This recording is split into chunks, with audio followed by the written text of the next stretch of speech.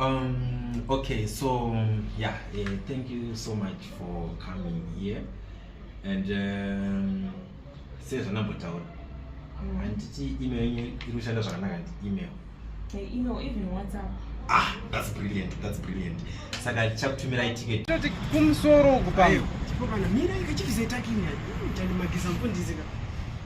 Lambo zviza kuti ndini yekufamba nofundisa. Ene mirai tikapinda mukatumu ndini ndikunyanya kutaura. Isusu tinenge tine gwara vana muri tinozvinzwisisa mune muchitaura zvegwara asi hamusidiwa mavhesi umu mukudiwa munhu anoziya nhau dzemota. Kuti zvinhu zvekuti mimi hatisazoda kunyanya kutange ndiwo watenga motikari ndibaba vako. Ndibaba wangu. Ndosaka ndatouyawo kunoku ndosaka vanditrustao with these papers. But ungotomwa mama kusensena naye. Zvekumwa zvinenemi. Ndipinde kuti So we'll get in touch by tomorrow. Thank you so much. All right. Thank you. say it. Bless you, bless you. Mutagara chiko bless you kuti asiwe uri mwana wangu. Enda unogara uko. Handisi mwana wenyu munotamba na date wangu. Dai pasina chechi inodai tisiri pano. Dai pasina date wangu dai tisina kusvika panapa. Mwana dzungura nezvitaura. Vana vamazuwana. Pamusoro muri kuita here. Hatisi tikaurira nesei papa.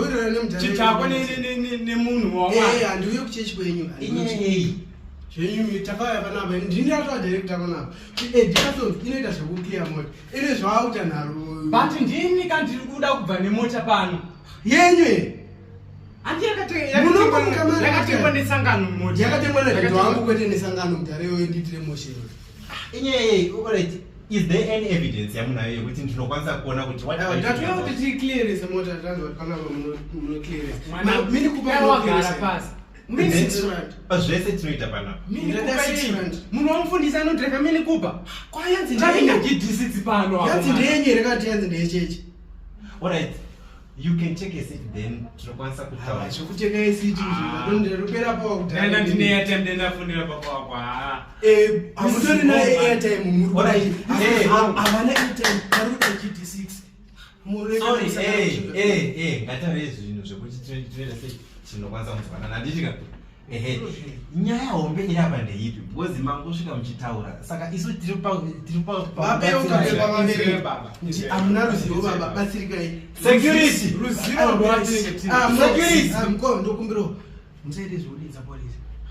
Kune zvimona tikuwirirana wani. Kuna mapesa taudedza polisi. Tikuwirira. Kuti suzuka pakairi mine kupaka. Tosarawo nechenje mukuru wani. Toito madrinks ichi stuff.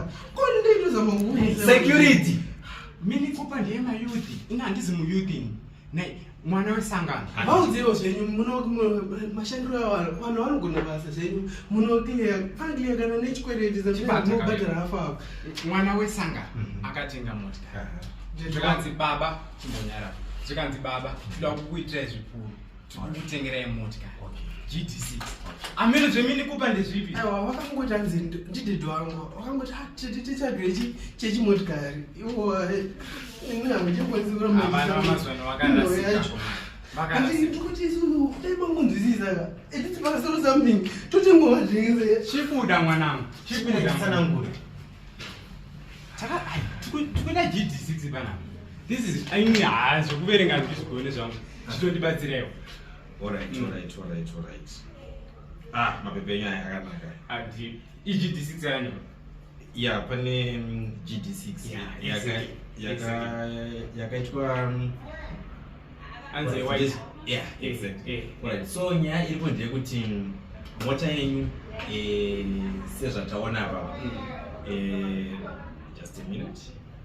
Inongoti mukandishiya kuna 4 mune makutera netsoka. Chirega kamwana